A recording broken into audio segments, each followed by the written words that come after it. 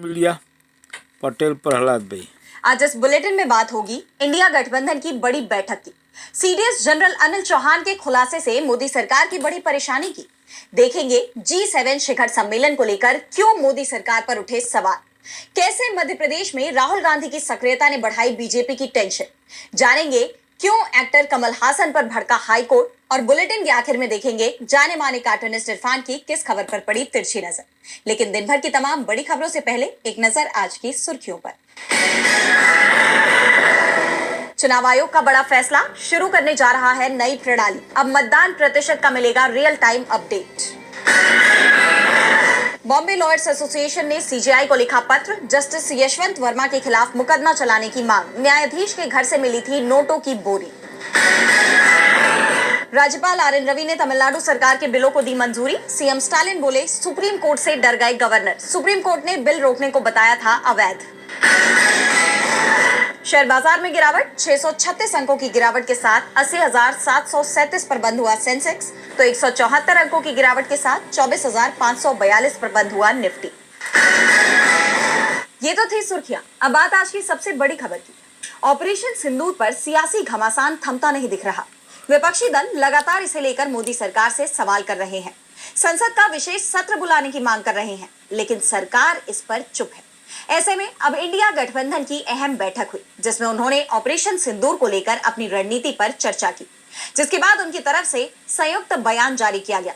तो क्या कुछ हुआ इस बैठक में, जानने के लिए देखिए ये रिपोर्ट। पहलगाम में आतंकी हमला और उसके बाद भारत की तरफ से चलाए गए ऑपरेशन सिंदूर को लेकर कई सवाल उठ रहे हैं। विपक्ष लगातार सरकार को घेर रहा है, सवाल कर रहा है कि पहलगाम में हुई चूक से लेकर पाकिस्तान के साथ हुई 4 दिन की जंग में भारत को होने वाले नुकसान का जिम्मेदार कौन है, सीज फायर किन शर्तों पर हुआ और अमेरिका के राष्ट्रपति डोनाल्ड ट्रंप जो दावे लगातार कर रहे हैं उसका जवाब मोदी सरकार क्यों नहीं दे रही है। इंडिया गठबंधन ने इसे लेकर एक बार फिर संसद के विशेष सत्र की मांग की है। 16 दलों की तरफ से पीएम मोदी को इसके लिए पत्र लिखा गया है। इंडिया गठबंधन ने इसे लेकर बैठक बुलाई है। बैठक में हुए फैसले को लेकर कांग्रेस सांसद दीपेंद्र हुड्डा ने कहा कि जब पहलगाम में आक्रमण हुआ तो कांग्रेस और पूरे विपक्ष ने सरकार को जवाबी कार्रवाई करने के लिए अपना समर्थन दिया। उसके बाद जो कुछ हुआ वो देश के सामने है। दीपेंद्र हुड्डा ने कहा कि पहलगाम आतंकी हमले से लेकर ऑपरेशन सिंदूर तक, ऑपरेशन सिंदूर से लेकर डोनाल्ड ट्रंप की तरफ से किए गए सीज फायर के ऐलान तक और उसके बाद पाकिस्तान को दुनिया में अलग थलग करने के लिए क्या क्या प्रयास किए जा रहे हैं, उसमें कितनी सफलता मिल रही है, इसे लेकर ये मांग की गई थी। और इस चिट्ठी में भी यही कहा गया है कि अब जब सरकार दुनिया के अलग अलग देशों की राजधानियों में अपनी बात रख रही है तो देश की संसद के सामने भी अपनी बात रखना जरूरी है। वहीं शिवसेना यूवीटी सांसद संजय राउत ने भी मोदी सरकार पर तीखा तंज किया। उन्होंने कहा कि अमेरिका के प्रेसिडेंट डोनाल्ड ट्रंप के कहने पर युद्ध विराम हो सकता है, तो देश के विपक्ष के कहने पर संसद का विशेष सत्र क्यों नहीं बुलाया जा सकता। क्या हमें अब संसद के विशेष सत्र की डिमांड डोनाल्ड ट्रंप से करनी पड़ेगी। टीएमसी सांसद डेरेक ओब्रायन ने कहा कि जल्दी ही संसद सत्र के लिए विपक्षी सांसदों के बीच हस्ताक्षर अभियान चलाया जाएगा। वहीं भोपाल पहुंचे कांग्रेस सांसद राहुल गांधी ने भी मोदी सरकार पर तीखा हमला करते हुए कहा कि पीएम मोदी ने अमेरिका के सामने सरेंडर कर दिया। अमेरिका के दबाव में भारत ने सेना की कार्रवाई को रोक दिया। इस बीच अब ये खबर भी सामने आ रही है कि 25 और 26 जून को 50 साल पहले लगाई गई इमरजेंसी को कोसने के लिए मोदी सरकार संसद सत्र बुलाने का जो प्लान बना रही थी उसे रद्द कर दिया गया है, क्योंकि सत्र बुलाया जाता तो विपक्ष को ऑपरेशन सिंदूर का मुद्दा सदन में उठाने का मौका मिल जाता। ऑपरेशन सिंदूर पर मोदी सरकार घिर गई है और उसकी परेशानी सीडीएस जनरल अनिल चौहान के बयान भी बढ़ा रहे हैं। जनरल चौहान ने एक बार फिर यह कबूल किया है कि भारत को पाकिस्तान के साथ संघर्ष में नुकसान उठाना पड़ा। इस बार उन्होंने परमाणु धमकियों को लेकर भी रुख साफ किया है, जिसके बाद मोदी सरकार पर सवाल गहराते जा रहे हैं। तो क्या कुछ कहा सीडीएस जनरल चौहान ने, जानने के लिए देखिए ये report. You're probably wasting your money on glutathione. Defence staff यानी सीडीएस जनरल अनिल चौहान के खुलासे मोदी सरकार की परेशानी बढ़ा रहे हैं। विपक्ष जो सवाल लगातार पूछ रहा है उसका जवाब सरकार की जगह सेना की तरफ से मिल रहे हैं। सीडीएस अनिल चौहान ने पहले अपने बयान से साफ कर दिया था कि 6 और 7 मई को पाकिस्तान में की गई एयर स्ट्राइक के समय हमारे विमानों को नुकसान हुआ था, और अब उनका एक और बयान सामने आया है। सीडीएस ने कहा कि युद्ध के मैदान में क्षमता का टेस्ट होता है, हमेशा यहाँ रिस्क होता है, लेकिन जब तक आप रिस्क नहीं लेते सफल नहीं हो सकते। ऐसे में युद्धों में ये मायने नहीं रखता कि नुकसान क्या हुआ, इसमें अहम ये होता है कि नतीजा क्या आया। हमें नतीजों पर फोकस करना चाहिए। पेशेवर सैन्य बलों पर नुकसान का कोई असर नहीं पड़ता। सीडीएस के बयान ने एक बार फिर मोदी सरकार को फंसा दिया है। जिस तरह के सवाल पूछे जा रहे हैं कि क्या भारत के 5 या 6 विमानों को नुकसान पहुंचा, पायलट तो सभी सुरक्षित लौटे, लेकिन विमान कितने सुरक्षित लौटे, मोदी सरकार इसका जवाब नहीं दे रही है और सीडीएस भी लगातार बता रहे हैं कि नुकसान हुआ है। इसके साथ ही जनरल अनिल चौहान ने ये साफ कर दिया कि भारत और पाकिस्तान के बीच जंग में कभी भी न्यूक्लियर जंग का खतरा पैदा होता नहीं दिखाई दिया था। सीडीएस ने यह भी कहा कि पाकिस्तान की तरफ से 48 घंटे की जंग लड़ने का ऐलान किया गया था, लेकिन हमने उन्हें 8 घंटे में ही घुटनों पर ला दिया और वो सीज फायर की मांग करने लगे। सीडीएस की तरफ से भले युद्ध के परिणाम की बात की गई हो, लेकिन ये सवाल भी उठ रहे हैं कि सरकार की गलत रणनीति के चलते देश को बड़ा नुकसान हुआ। सीडीएस ने भी अपने बयान में संकेत दे दिए हैं कि नुकसान बहुत बड़ा था। सीडीएस जनरल चौहान के बयानों को लेकर विपक्ष सरकार पर हमलावर है ही कि इस बीच उसे एक और मुद्दा मिल गया। इस बार G7 शिखर सम्मेलन की मेजबानी कनाडा कर रहा है, लेकिन भारत को अभी तक इसका न्योता नहीं दिया गया, जिसके बाद कहा जा रहा है कि ये पहली बार होगा जब भारत के प्रधानमंत्री इस सम्मेलन में हिस्सा नहीं लेंगे। ऐसे में मोदी सरकार की विदेश नीतियों को लेकर विपक्ष ने सवाल उठाए हैं। तो क्या है पूरा मामला, जानने के लिए देखिए ये रिपोर्ट। 6 सालों में ऐसा पहली बार होगा जब प्रधानमंत्री नरेंद्र मोदी G7 सम्मेलन में शामिल नहीं होंगे। ऐसा इसलिए क्योंकि 15 जून से 17 जून के बीच कनाडा के अल्बर्ट में G7 देशों की बैठक होगी, लेकिन अभी तक भारत को न्योता ही नहीं दिया गया है। G7 के लिए कनाडा के स्पोक पर्सन ने इस बात की पुष्टि भी नहीं की है कि भारत को सम्मेलन के लिए आमंत्रित किया जाएगा। इसके बाद से मोदी सरकार की बुरी फजीहत हो रही है और विपक्ष सरकार पर हमलावर हो गया है। विपक्ष सरकार से सवाल पूछ रहा है कि मोदी सरकार दावे तो बड़े बड़े करती है कि उसके कार्यकाल में दुनिया में भारत का कद बढ़ा है, लेकिन यहाँ तो कहानी कुछ और ही दिखाई दे रही है। अमेरिका सीधे सीधे धमकी देता है, कनाडा अपने यहाँ बुला नहीं रहा है, और तो और पाकिस्तान के साथ संघर्ष में कई देशों ने खुलकर उसका साथ दिया, जबकि भारत के साथ कोई भी देश इस तरह खुलकर नहीं आया। यानी सरकार बहुत बुरी तरह घिर गई है। और अब इस मामले को लेकर जयराम रमेश ने सोशल मीडिया पर पोस्ट किया। उन्होंने लिखा कि 2024 के बाद भी भारतीय प्रधानमंत्री को इन सम्मेलनों में आमंत्रित करने की परंपरा जारी रही, लेकिन इस बार 6 वर्षों में पहली बार विश्व गुरु इस कनाडा शिखर सम्मेलन में उपस्थित नहीं होंगे। चाहे इस पर जितनी भी स्पिन दी जाए, सच्चाई ये है कि एक और बड़ी कूटनीतिक चूक है। ठीक उसी तरह जैसे भारत सरकार ने अमेरिका को भारत पाकिस्तान के बीच मध्यस्थता का मौका देकर हमारी दशकों पुरानी विदेश नीति को पलट दिया और अमेरिकी अधिकारियों को ये छूट दे दी कि वो खुलेआम किसी न्यूट्रल साइट पर बातचीत जारी रखने की अपील करें। इसके अलावा संजय राउत ने भी मोदी सरकार पर निशाना साधा है। उन्होंने भी सरकार को कटघरे में खड़ा कर दिया। तो ये तो आप विश्व गुरु हमारे प्रधानमंत्री मोदी जी से पूछना चाहिए। तो विश्व गुरु है, जगत गुरु है, तो अगर उनको नहीं बुलाया है तो उनके जो भगतगण हैं वो उनको जवाब देंगे।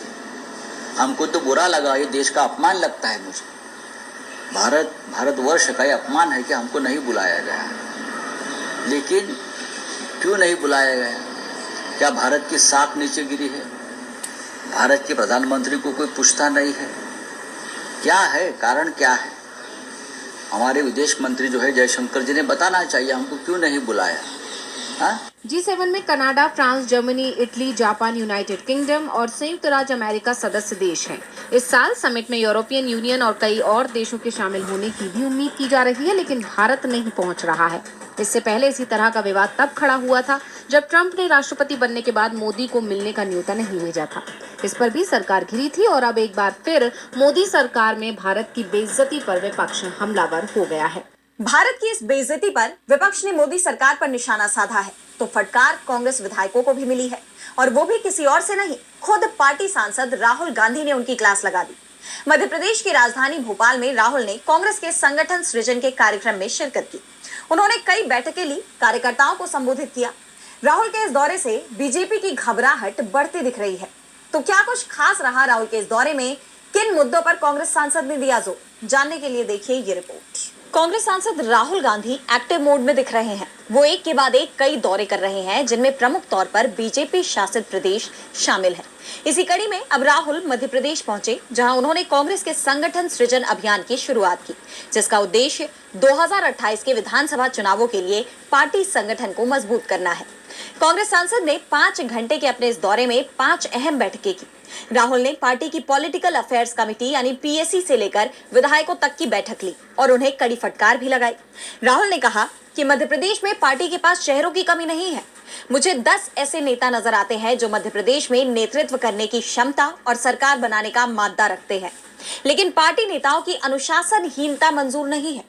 पहले हो सकता है कि इसे नजरअंदाज किया जाता रहा हो, मगर अब इसे बर्दाश्त नहीं किया जाएगा।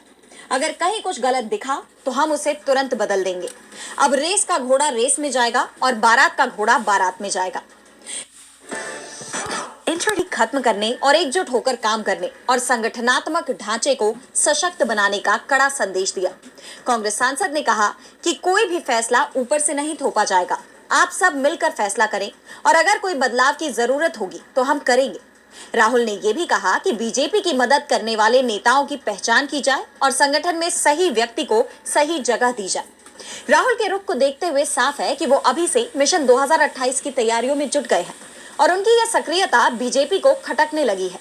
पार्टी को आगामी चुनाव में कड़ी चुनौती का डर सता रहा है, इसीलिए बीजेपी नेताओं की तरफ से राहुल के इस दौरे पर निशाना साधा जा रहा है। राहुल गांधी अभी से एमपी में मिशन 2028 में जुट गए हैं। उन्होंने पार्टी कार्यकर्ताओं और विधायकों को कड़ा संदेश दिया है, तो नाराजगी कर्नाटक हाईकोर्ट ने भी जाहिर की है। एक्टर, डायरेक्टर और नेता कमल हासन के एक बयान को लेकर कर्नाटक में बवाल मचा हुआ है, जिस पर अब उन्हें कर्नाटक हाईकोर्ट से भी कड़ी फटकार लगी। कोर्ट ने साफ कहा कि आप होंगे कमल हासन, लेकिन आपको किसी की भी भावनाओं को आहत करने का अधिकार नहीं है। तो क्यों भड़का हाईकोर्ट, जानने के लिए देखिए ये रिपोर्ट। एक्टर, डायरेक्टर और नेता कमल हासन के बयान पर विवाद थमता नजर नहीं आ रहा। अब कर्नाटक हाईकोर्ट में एक्टर की याचिका पर सुनवाई हुई, लेकिन वहां भी उन्हें मुंह की खानी पड़ी। हाईकोर्ट उन पर ही भड़क गया। कोर्ट ने कहा कि आपने किस आधार पर बयान दिया है, आप किस आधार पर कर्नाटक के लोगों की भावनाओं को कमतर आंक रहे हैं। क्या आप इतिहासकार या भाषाविद हैं? आपने किस आधार पर बात की? आप कमल हासन हो या कोई और, आप जनता की भावनाओं को ठेस नहीं पहुंचा सकते। आपको बोलने का अधिकार है, लेकिन लोगों की भावनाओं को ठेस पहुंचाने का नहीं। फ्री स्पीच और अभिव्यक्ति का मौलिक अधिकार इस हद तक नहीं दिया जा सकता कि इससे जनता की भावनाएं आहत हो। दरअसल ये विवाद कमल हासन के उस बयान पर छिड़ा है जिसमें उन्होंने कहा था कि कन्नड़ भाषा तमिल से पैदा हुई थी। इस पर कन्नड़ भाषियों ने कड़ी आपत्ति जताई। Karnataka film chamber of commerce यानी KFCC ने उनकी माफी की मांग की और एक्टर की आगामी फिल्म ठग लाइफ के बहिष्कार की घोषणा कर दी, जिसके खिलाफ एक्टर कोर्ट पहुंच गए, लेकिन उन्हें राहत नहीं मिली। कोर्ट ने कहा कि नागरिकों के लिए जल, भूमि और भाषा मायने रखते हैं। भाषाई आधार पर देश का विभाजन नहीं होना चाहिए। एक सार्वजनिक व्यक्ति ऐसा बयान नहीं दे सकता। हालांकि इसके बाद कोर्ट ने माफी मांगना न मांगना कमल हासन पर छोड़ दिया, लेकिन कमल हासन अभी भी अपने रुख पर अडिग हैं। उन्होंने कहा कि ना हम माफी मांगेंगे और ना ही कर्नाटक में अपनी फिल्म रिलीज करेंगे।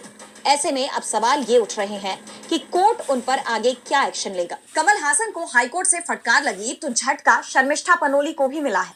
ऑपरेशन सिंदूर पर बॉलीवुड सितारों की चुप्पी को लेकर आपत्तिजनक वीडियो को लेकर चर्चा में आई इंस्टाग्राम इन्फ्लुएंसर शर्मिष्ठा की जमानत याचिका पर कलकत्ता हाईकोर्ट में सुनवाई हुई, लेकिन कोर्ट ने पनोली को ही फटकार लगा दी। तो क्या कुछ कहा कोर्ट ने और कैसे बढ़ी शर्मिष्ठा की मुश्किलें, जानने के लिए देखिए ये report. Instagram influencer Sharmistha Panoli को कलकत्ता हाईकोर्ट से बड़ा झटका लगा है। शर्मिष्ठा पनोली की गिरफ्तारी के मामले पर कलकत्ता हाईकोर्ट में अहम सुनवाई हुई। पनोली की तरफ से पेश हुए वकील ने उनके खिलाफ दर्ज FIR को रद्द करने की मांग की। इस दौरान कोर्ट ने पनोली को जमकर फटकार लगाई और लोगों की भावनाओं को ठेस पहुंचाने की बात कही। हाईकोर्ट ने कहा कि अगर पनोली की अंतरिम जमानत की दलील को स्वीकार नहीं किया जाता है और बाद में ये जमानत के लिए मामला सुना जाता है तो आसमान नहीं गिर पड़ेगा। कोर्ट ने कहा कि हमारे देश के एक वर्ग की भावनाओं को ठेस पहुंची है। हमारे यहाँ बोलने की आज़ादी है, लेकिन इसका मतलब ये नहीं कि आप दूसरों की भावनाओं को आहत करो। हमारा देश विविधताओं से भरा है। बता दें कि पनोली की तरफ से कोर्ट में सीनियर एडवोकेट DP सिंह पेश हुए, तो वहीं राज्य का पक्ष रखने के लिए सीनियर एडवोकेट कल्याण बनर्जी ने दलीलें दी। कोर्ट में पनोली को मिलने वाली सुविधाओं का भी जिक्र किया गया। कोर्ट में राज्य का बयान रिकॉर्ड किया गया कि पनोली को वो भी सुविधाएं दी जा रही हैं जो अन्य कैदियों को मिलती हैं। इस पर एडवोकेट सिंह बोले, क्या ये मानवाधिकार है? मैं हैरान हूँ। कोर्ट ने सिंह से कहा, अपनी एनर्जी दूसरे केस के लिए बचा कर रखे। कोर्ट ने कहा कि एक आतंकवादी को भी इसका अधिकार होता है। सिंह ने कहा कि शिकायत में कोई भी अपराध का जिक्र नहीं किया गया है, FIR में कुछ नहीं है। साथ ही सिंह ने FIR रद्द किए जाने, गिरफ्तारी को गैर कानूनी करार देने और जमानत की मांग की। हालांकि कोर्ट ने शर्मिष्ठा को राहत देने से इनकार कर दिया और बड़ा झटका देते हुए अंतरिम जमानत की याचिका खारिज कर दी। बता दें कि ऑपरेशन सिंदूर को लेकर टिप्पणी करने के चलते पनौली को गिरफ्तार किया गया था, जिसके बाद उनके खिलाफ एक्शन लिया गया। शर्मिष्ठा की मुश्किलें बढ़ती दिखाई दे रही हैं, तो मुश्किलें अडानी ग्रुप की भी बढ़ती नजर आ रही हैं। उनके खिलाफ अमेरिका में एक मामले में जांच शुरू हो गई है। पहले से ही अमेरिकी कोर्ट में अडानी ग्रुप पर भ्रष्टाचार के आरोप में मामला दर्ज है। उन पर रिश्वत के आरोप लगे हैं। ऐसे में अब एक और मामले में न्यायिक जांच की खबर वाकई में चौंकाने वाली है। तो क्या है पूरा मामला, जानने के लिए देखिए ये रिपोर्ट। भारतीय उद्योगपति गौतम अडानी के खिलाफ अमेरिका में बड़ा एक्शन हो सकता है। खबर आ रही है कि अडानी की एक ट्रेड डील के खिलाफ अमेरिकी न्याय विभाग की तरफ से जांच की जा रही है। अमेरिकी अखबार द वॉल स्ट्रीट जर्नल की रिपोर्ट के मुताबिक अमेरिकी न्याय विभाग अडानी ग्रुप और ईरान के बीच एलपीजी ट्रेड डील की जांच कर रही है।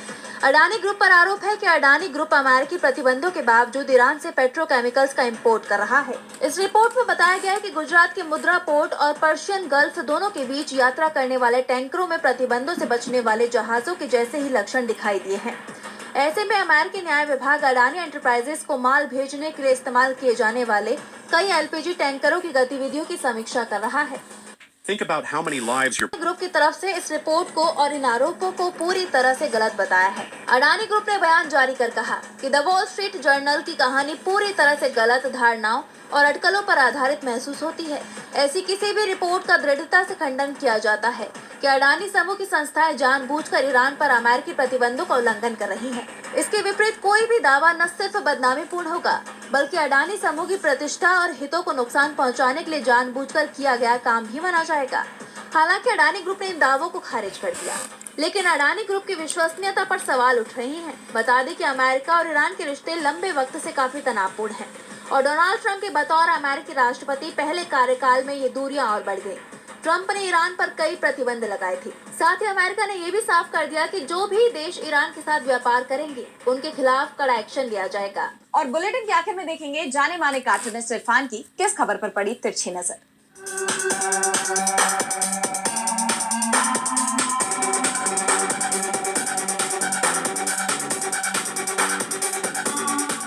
अमेरिकी उद्योगपति एलोन मस्क ने मास्टर स्ट्रोक चल दिया है। उसने पहले तो अपने साथी डोनाल्ड ट्रंप का साथ छोड़ा और उसके बाद में अपने पिता को तारीखों के अंदर लगा दिया। तारीखें यानी कि मोदी जी बहुत महान हैं, भारत की जीडीपी बहुत शानदार है और यहाँ के लोग बहुत शानदार हैं। यानी कि गाड़ी को आने की हरी झंडी तो एलोन मस्क की वो मिलेगी मोदी जी के हाथों से ही, और यहाँ लोग खरीदेंगे। कौन खरीदेंगे? भारत के लोग ही तो खरीदेंगे। उनकी तारीफ भी उन्होंने कर दी है। अब देखिए, इससे जाहिर होता है कि नेता और उद्योगपति किसी के नहीं होते हैं।